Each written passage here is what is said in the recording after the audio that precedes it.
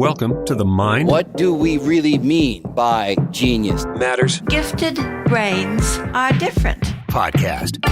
An exploration of giftedness. This idea of gifted and what it is and what it isn't. Twice exceptionality. No two twice exceptional people are exactly the same. And neurodiversity. It's okay to be who you are. In childhood. I like to learn about things, but I like to learn my way.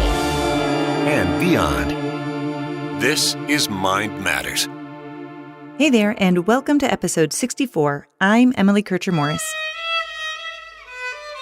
Today, we're talking about creativity. We'll define it because there are some misconceptions, and we'll talk about how to spawn creativity in your kids or your students, and discuss some connections between neurodiversity and creativity.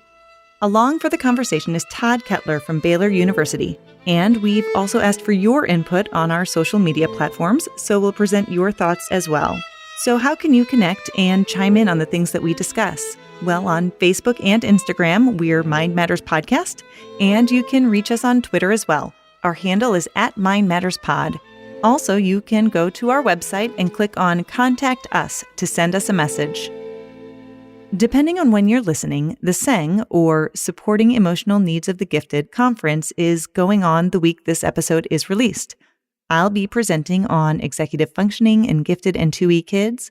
You can find info about the virtual conference at sengifted.org. It starts this Friday, August 7th, and goes through the weekend. Maybe I'll catch you online. Today's guest is Todd Kettler.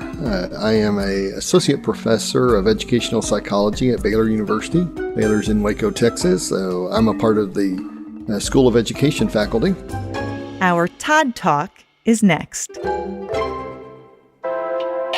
Previously on Mind Matters. Hi, my name is Barrett Kaufman. I'm author of Ungifted Intelligence Redefined. What was it that led you to try and redefine intelligence? There seems to be this rift between the scientific investigation of intelligence, human intelligence, and IQ, and school psychologists and how they're applying testing. And that makes me want to ask about your thoughts on Dabrowski's theory of positive disintegration, more specifically, that concept of overexcitabilities. Yeah. The excitabilities thing, that whole concept that gifted children are more have more of these overexcitabilities. I think that, because they're more intense. How in the world do you know if one human being feels more deeply than another human being? I have found in my own research I published in my dissertation a 0.00 repeating correlation between affective openness and IQ. 0. That's episode 23.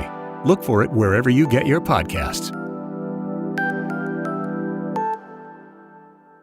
This is the Mind Matters Podcast. Today's guest is Todd Kettler, and today we're talking about the ethos of creativity. Todd, thanks for joining us. I'm glad to. So you're at Baylor. Tell us what you do there. My job has me working with graduate students working on master's degrees, doctoral degrees, but I also work in our teacher education program and preparing teachers with a special focus in gifted education as well as general education. And typically the research I work on within research work is creativity research, critical thinking research, and gifted programming research. Like, for instance, I've been studying some policy stuff recently and those sorts of fun things, teacher training issues related to gifted education and creativity. Why don't we start off with you telling me a little bit about how you became interested in creativity as a process and how you define creativity? Oddly enough, I think I accidentally stumbled upon creativity. I was working on a master's degree in the early 1990s. So we're talking about like 25 years ago. And I had a required course in creativity. And I was taking that and things were chugging along pretty well. And I don't think I was expecting it to really captivate me in a, you're going to study this for the next 25 years kind of way. But Jane Pierto, who is a professor emeritus from Ashland University in Ohio, Jane happened to be coming to Baylor University where I was working on that master's degree, and she had lunch with our class.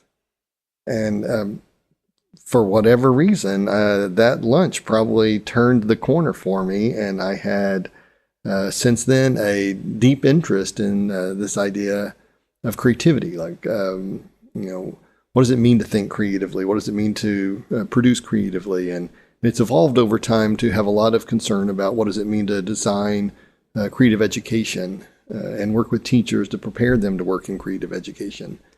Like I said, it's sort of a stumble upon, and a significant person stepped into the room one day, and she enchanted me in some ways that I've become interested. And Jane and I remain friends to this day, and we still sometimes talk about that day we had lunch, and I believe it was 1994.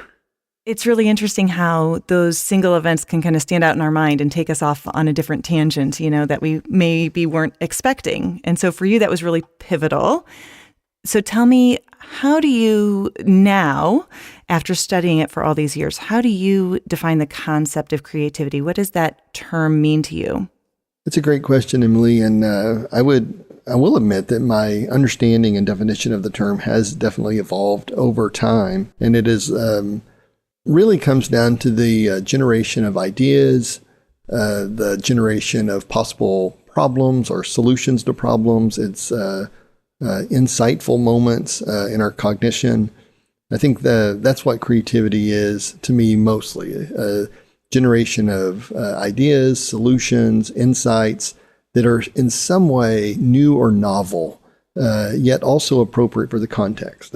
So we have this delicate balance. It's one thing to generate a really novel idea, but if it's so novel that it's not applicable to the context, then it's not helpful. So the creativity or creative cognition is the ability to generate ideas that have this really nice fit of it's new.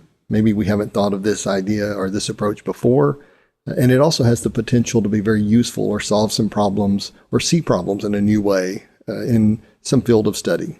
Would you say that, like as a child or as a student, that you were creative? I probably was, and I probably was in spite of my environment. And I say that because I don't know that I thought of myself that way, but having the benefit of hindsight, I look back and think there probably were some elements of that, but I wouldn't describe being raised in a home that was necessarily trying to cultivate creativity, or a school system of the 1970s and 1980s that was trying to cultivate creativity. But like I said, as I reflect and have a better understanding of it, I do think I had some creative moments in my childhood, and probably I found joy in those creative moments. So as I matured into an adult and started looking for the type of life work that I wanted to be engaged in, I was attracted to things that would allow me to have that same feeling again. How can I apply creative thinking in whatever job I do? Yeah. It's interesting to think about how those early experiences can influence, that development of creativity. I'm curious, what are some of the factors that you've learned that do influence creativity in individuals? I mean, is it something that's innate? Is it something that can be learned? What are the pieces that mold that in somebody? I'll start with all of the above. Yes. Is it innate? In some ways, yes, it is. And the two primary ways that I think creativity is innate is there's some relationship between cognitive ability and creativity, and personality and creativity. And for the most part, cognitive ability and personality are some traits that most people are born with. They're very tightly connected to our genetic makeup. We don't get to choose our personality; it sort of chooses us, and we get some amount of cognitive capacity. Both of those tend to be related to creativity, but not exactly. So I'll give you an example. What we know is having average to above average cognitive ability does enhance creative capacity. But there's a limit. Like once you surpass, maybe 1.5 or 2 standard deviations above the norm in terms of intelligence, it doesn't necessarily continue to grow the creativity. But there's like a sweet spot from average to slightly above average. Personality. One of the things we've learned about creativity over time is there does tend to be a personality profile associated with creative people. I don't want to make it sound like personality causes creativity. Sometimes I think creativity could similarly cause personality. So I don't want to infer a cause and effect relationship, but we do tend to know that there is a personality profile, typically favoring openness to experience more than anything. And creative people tend to be a little bit lower on conscientiousness, unless you're a creative scientist. And actually, we find creative scientists tend to also have pretty high levels of conscientiousness. So you're referring to the Big Five personality model there? Generally, yes. Yeah. And so openness to experience and conscientiousness are two of those 5 factors. Most people don't necessarily know what that means. They say, well, what do you mean by openness to experience? And I typically say that openness to experience implies use of imagination, wonder, inquisitiveness, willingness to think of things in a new way. Yeah. We tend to think of openness to experience as these are people that have the high levels of this trait tend to like vague situations. So they find vagueness comfortable because it allows them to bring some structure to the vagueness, whereas people that aren't open to new experiences aren't as excited about vagueness. They like certainty. So it's this trait that does seem to go nicely with the types of cognition that we expect in creative thinking. Mm-hmm. And I want to follow up on the other thing that you asked. Yeah. You said, is it stable? Is it a trait? And I think those two are pretty stable trait-wise. But I also am deeply convinced that creative capacity is something we can develop. And when I say develop, generally I think of it as a set of skills, a type of thinking that we can enhance in students. So every student can grow in his or her creative capacity. I firmly believe that. I've seen that. The research supports that. Is it the case that creative instruction and nurturing of creativity may impact some students more than others? Absolutely. So if you come with the personality profile that's conducive to creativity, then it's likely that the creative instruction is going to have even a better effect for those kids. Do you find that when you're working with teachers, do they seem to understand that creativity is a skill that can be built, or do they tend to feel like, that's outside of their realm of what they do? I'll start with the bad news. And the bad news is we see many times teachers have what I call a limited perception of what creativity may mean. So if I ask a teacher, how are you teaching for creativity? They will typically think of what I call ornamental creativity. I'll tell you a real short story of that I think highlights this quite nicely. We've got this daughter who was in high school now, but when she was in middle school, I believe it was 8th grade, she had a history project. And I was in the kitchen and we're talking about how her day at school went, and I see this rubric laying on the counter for the history project that I knew she was working on. And I look down the rubric and it gets down to the bottom and it says creativity worth 10 points. So I asked her, I said, well, what do you got to do to get the 10 points for creativity? Like, tell me about that. And she says, Dad, if I use some color or maybe like put some border around my display board, maybe cut some photos out, that I could tape on there or glue onto the display board. That's how you get the creativity points. And I just wanted to hit my head against the counter. Because I want you to see that that's what ornamental creativity is. It's this perception that being creative in school means that you do normal schoolwork and then you ornament it some way and make it creative. It would be like where you have a reading assignment that says, design a new cover for this book. Well, I'm not saying that's a terrible thing to do, but it's not deep cognitive. It's just like art. Right. So we actually have a term for, in the book that I wrote with my co-authors in 2018, Creativity in the Classroom, we distinguished cognitive creativity from ornamental creativity and how we want to focus on cognitive creativity in our pedagogy.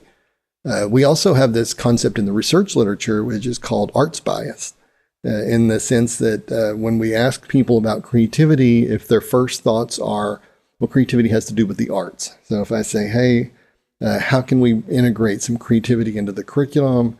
And people think, well, we could have students perform or draw or design. I think, no, creativity is coming up with a new idea, right? You don't have to go to a craft store to do that. You don't have to have markers. You don't have to have glue. Creativity is the generation of ideas. It's the recognition of new problems. It's having an insight, maybe understanding a historical event in a way that we haven't necessarily understood it before. Those insight moments are what I call cognitive creativity. And that's what we want to focus on in an educational setting more so than ornamental creativity for sure. You know, it's funny that you mentioned that. It reminds me of a story from when I was in school. I think I was a freshman, and one of the great injustices of my life, we had gifted English classes. That was how we were served for our gifted, services, was in our English class. And we read Romeo and Juliet, and we got the choice. We could choose whatever type of project we wanted to do. And so I chose to read The Taming of the Shrew. Mm-hmm. I think that's the title of it. Yeah. And do a compare and contrast and really analyze. And I was drawing conclusions and comparisons and all of these things. And, I got it back and I got like a 90% on it because I don't know why. And I had a friend who made a movie poster for Romeo and Juliet. Yeah. And he got 100%. But he was a very artistic, talented student that he probably did that in about 20 minutes. And I was so frustrated.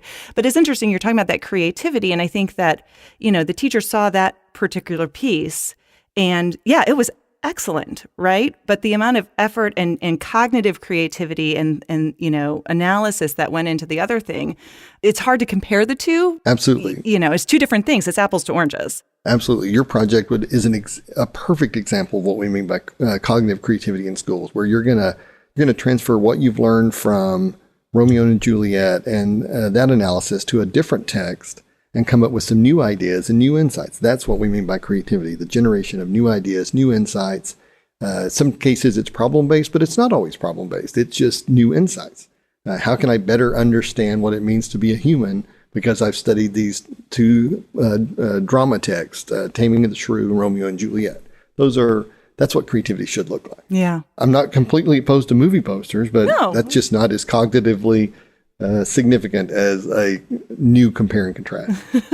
I just was offended that I didn't get 100% as well. That was really my problem with it. But looking back, I'm now realizing what really was my, the underlying piece of that, was that somehow there's a different mental process that's going on with that. Mm-hmm. What about environment? What type of environment allows creativity to blossom? You're absolutely right. Environment matters. Environment matters in the home. I think it matters in the workplace, and it matters in schools. We've got more research on creative environments in business and industry than we do in education. I'm trying to change that where we can study it in educational settings a little more. But there's this concept that I like to talk about that I call ethos. What are the ethos of creativity? If you think about ethos, it's kind of like this from the Greek root for ethics. So let's think about what are the ethics of schooling. If we're in a school that focuses on the ethos of competitiveness, for instance, that tends to suppress creative thinking by and large. Competitiveness is not a creative enhancer so much as cooperative work is. So if you create a cooperative ethos in school, I think you support creativity more. I also think that teachers can enhance creativity by modeling creativity. So if teachers model creative thinking, they can create an environment where the students see what it looks like to generate new ideas, new problems, new solutions. I think the other concept of the environment, and I mentioned this early, which is the way we give assignments in educational settings is oftentimes counter to creative thinking. And I think sometimes parents are maybe the worst enemy of this. I'll give you some examples. A good assignment that is going to require kids to think creatively is going to be open-ended. It's going to have some vague characteristics to it. But what I've noticed over time is teachers say, well, I tried to give assignments like that, and then I get these parent complaints. I had parents call in the principal's office saying that I gave an assignment to the students and I didn't give any clear guidelines on what they're supposed to produce as a response. And what we know about creative thinking is whenever we give an exact model of what an answer might look like or a response might look like, the student's responses will, not surprisingly, mimic that model. Right. Which is not creative, right? That is just mimicking the model that you've been given. Whereas creative responses are going to flourish when there is a set of guidelines that are that say, all right, here are the boundaries of what the assignment response would include, but I'm not going to tell you exactly what you should do. Well, that frustrates students. Students go home and tell their parents. Parents then email the teacher, email the principal. And then the next thing you know, we're in this sort of self-defeating loop of, well, we're no longer teaching for creativity. We're now going to go back to giving very specific guidelines and a model answer so the students can try to mimic the model answer. So one of the things that I think we can do to create, to support creative environments is to build this sort of campus culture, what I call the ethos of creativity, that says, you know what, we're comfortable operating in open-ended places because it's in those open-ended opportunities that students will start to generate ideas and insights. We just have to grow comfortable with that. And I think that takes leadership from, say, an administrator. I think it takes consistency from the teachers, and it takes educating parents because, like I said, most parents will say, I'd like my kid to be a good creative thinker, a problem solver. But then they also want to say, I need you to give exact guidelines on what this assignment should include. And I want parents to see that sometimes that is defeating the purpose. If you give exact guidelines, you are making it more difficult for the students to think creatively. I can see how that would be at odds with grading procedures. Yes, now that you mentioned grades, that is I sometimes worry that chasing grades is the greatest enemy to creative thinking.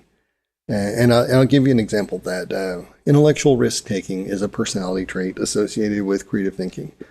When someone takes an intellectual risk, it's not like jumping out of an airplane. It's a physical risk. An intellectual risk is, we've been studying Billy Budd, Melville's Billy Budd in my English class. And typically, Billy Budd may be seen as, let's say, the typical response is that Billy Budd is a villain. And what if a student wants to make an argument that, well, no, actually, I think I can make an argument that Billy Budd's the hero, not the villain. Mm-hmm. That's an intellectual risk. You're going to argue a position that maybe the teacher didn't even take when she lectured or explained what was going on in this narrative by Melville. Well, if the student is afraid of getting a low grade, the student is going to take the most conservative approach to his or her response, right? So intellectual risk-taking is minimized. The safe thing to do is to say pretty much what the teacher said, because that's probably going to get me an A. Whereas a more creative response would be this willingness to say, you know what, I can see it in a different way, and I want to make that argument. So I think fear of making a bad grade is one of the things that reduces creative responses. So I don't know the solution to that. Unfortunately, I think grades have they've just become a force that changes the way we develop teaching and learning and student responses. How do you feel creativity should fit into general education classroom, the gifted ed classroom, special area classes? I mean, I feel like there's ways to pull it in. What are your thoughts? I'm glad you asked that. I firmly believe that creativity is a skill that all students should be developing in school. The most common way I see it referred to as a curricular element now is what we call cross-curricular skills. Cross-curricular skills would include such things as creative thinking, problem solving, critical thinking, collaboration skills, communication skills. These skills that we know are highly valued in our 21st century workplace, yet they're not limited to any one discipline, so they're called cross-curricular. That's how we refer to creativity mostly. The challenge of that is very few people are well trained to implement those cross-curricular skills. Like you may be trained as an English teacher or a math teacher or a science teacher, and that didn't necessarily include training in how to help you bring creativity into the classroom. So that's a challenge, but the point is we're trying to get creativity into the general education curriculum.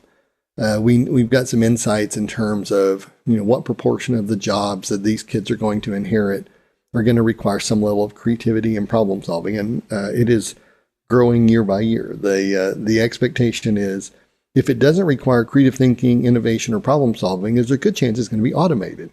So as we prepare kids for whatever their future workforce is, everybody needs to have the ability to recognize problems, solve problems, generate ideas that might be helpful to solve a problem. Those types of skills are critical for all students. But at the same time, you ask this question, well, maybe how does it fit into gifted ed? Because, I've done a lot of work in gifted ed in my career. I think of it as very similar to differentiation.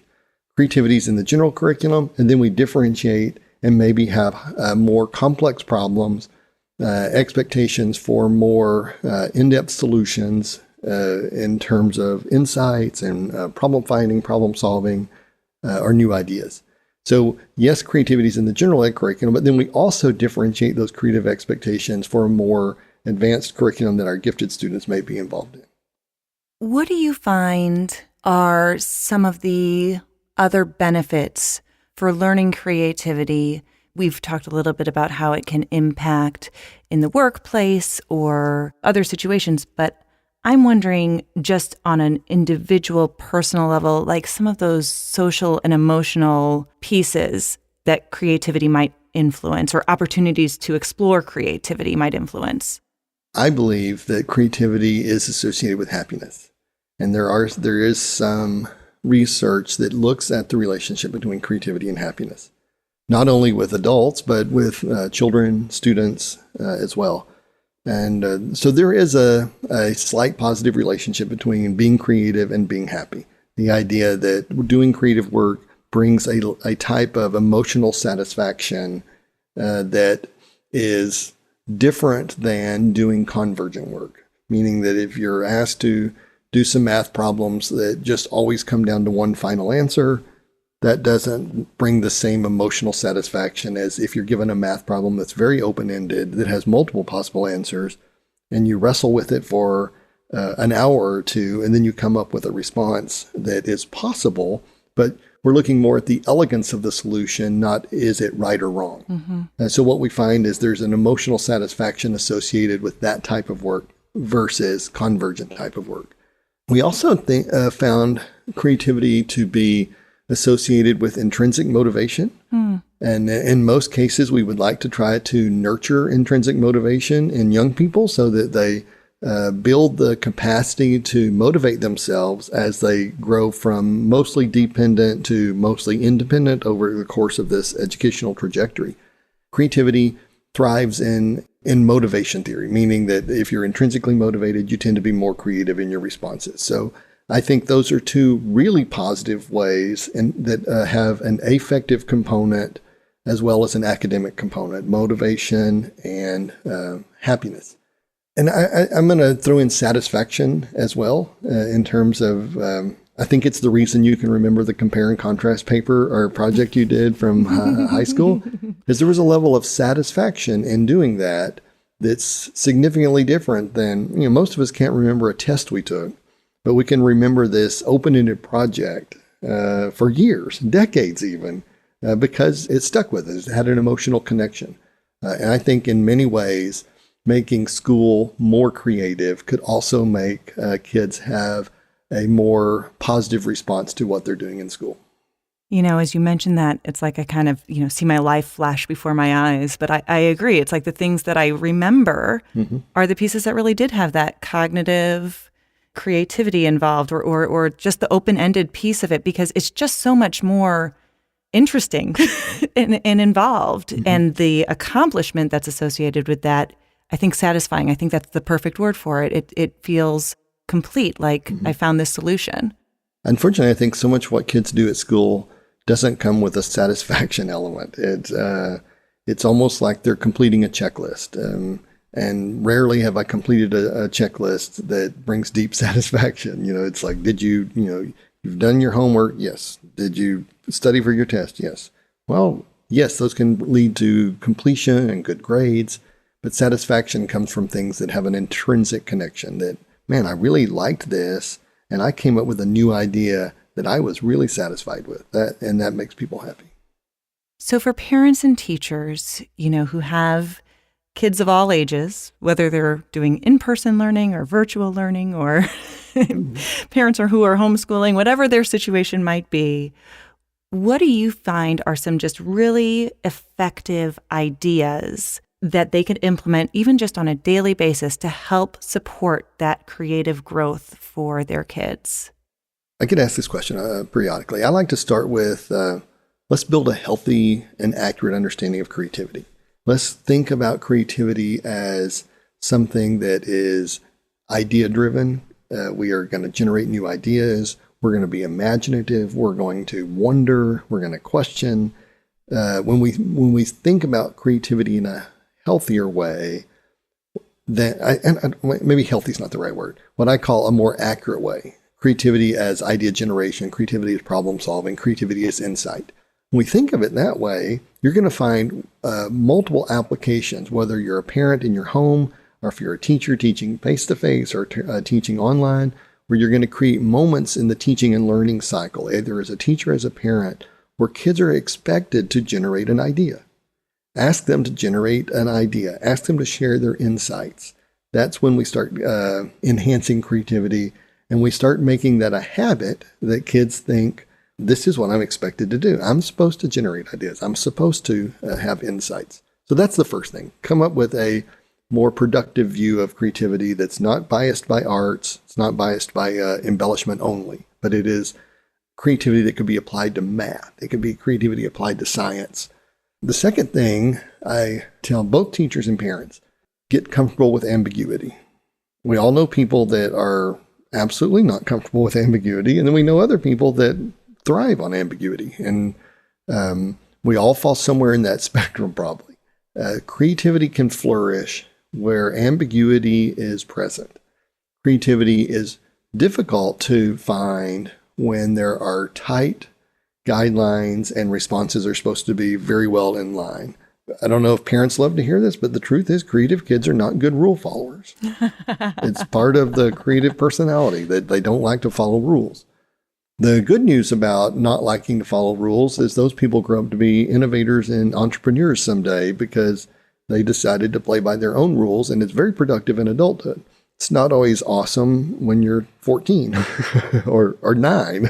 Right? So it's the idea of getting comfortable with ambiguity, getting comfortable with the idea that we're going to follow principles, but we're going to allow principles to drive us to generate ideas and insights in ways that rules might restrict ideas and insights. Is that fair? Absolutely. Another thing is to celebrate and encourage novelty, whereas creativity is often associated with uniqueness or novelty, and encourage people to share ideas that aren't typical. Encourage your kids to think outside the box. Those are, while phrases like thinking outside the box sometimes sound very trite, the truth is they're kind of accurate to what it means to think about creativity in a healthy and productive way, whether it's at home or in school. I also think that modeling creativity works. Some of the things that we found when we look at teachers that tend to be more effective at implementing a creative pedagogy, they tend to have higher levels of self-belief about their own creativity. So teachers who are more creative do a better job of modeling the creative thinking process in their classrooms. So when we can get parents to model creative thinking, we can get teachers to model creative thinking, we believe that has an impact on students' development. I think the last piece of advice I would give to parents or teachers is get comfortable with failure or change your attitude about failure. Intellectual risk-taking means that you're going to fail occasionally. And creativity is an act of intellectual risk-taking. You have to be okay with failure. You've got to be okay with the idea that, boy, I put my solution on the table and it turned out to just not work. We say this all the time. We think, oh yeah, how did Thomas Edison come up with the light bulb? Well, he failed, 1,200 times and then he was successful once, right? We say it all the time, but do we really deeply internalize it? Do we help kids understand that failure is just learning what didn't work? Failure is an opportunity to say, you know what? I put an idea on the table. I felt good about it. And I'm satisfied that I tried something, even if it didn't work. And then we have to understand how failure becomes a learning opportunity. Well, this didn't work. So maybe next time I'll do it this way. Maybe hopefully that'll work better. Perfectionists probably struggle with creativity because if you have these perfectionist tendencies, you're typically afraid of failure. So we've got to help sort of bridge that gap, that failure is not a problem as long as we learn from it and we just keep getting better in our understanding so that we can continue to generate possible solutions. Todd, thank you so much for all of your insights today. Well, I appreciate it, Emily. I like talking about this. Thank you very much.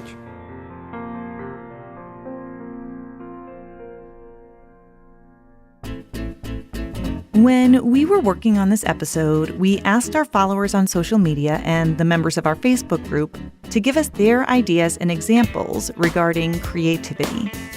Lindsay Lee reminded us that there has to be a baseline of knowledge before that knowledge can be creatively synthesized. Clint Rodriguez also shared about the groundwork that must be laid for creativity to blossom, both a level of knowledge about the problem to be solved and clear constraints on how to solve the problem within certain boundaries. Jeb Puryear agreed that although perhaps counterintuitive, boundaries are necessary for creativity, and working within those limits can make a task even more rigorous. We had lots of examples of creativity that you all see at home and at school. Kids are getting creative during maker time at school. They're launching entrepreneurial projects. They're modifying anything they can get their hands on, from crochet patterns to Nerf guns. They're leaving messes in their wake and finding creative ways to endure the consequences we attempt to enforce. It doesn't matter if you are a parent or a teacher, there are many ways to build creativity into our daily lives. Albert Einstein said, "We cannot solve our problems with the same thinking we use to create them. So let's find some creative ways to think." I'm Emily Kircher-Morris. I'll see you next time on Mind Matters.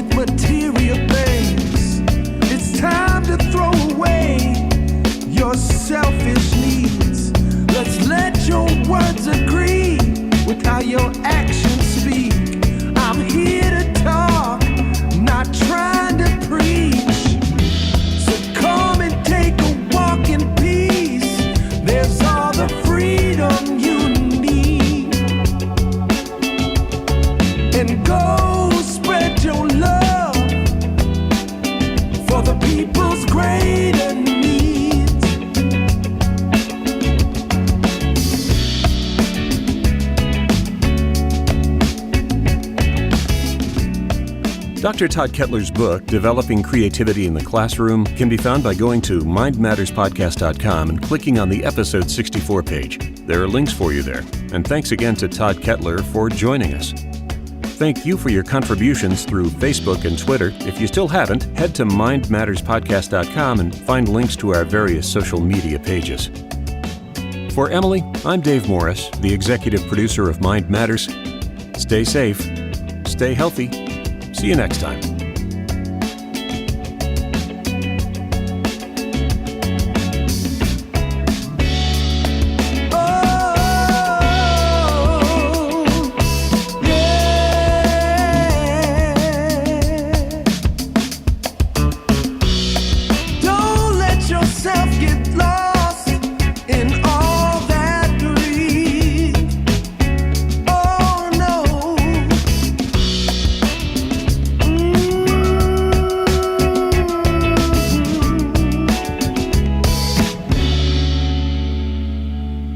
Mind Matters is a production of Morris Creative Services.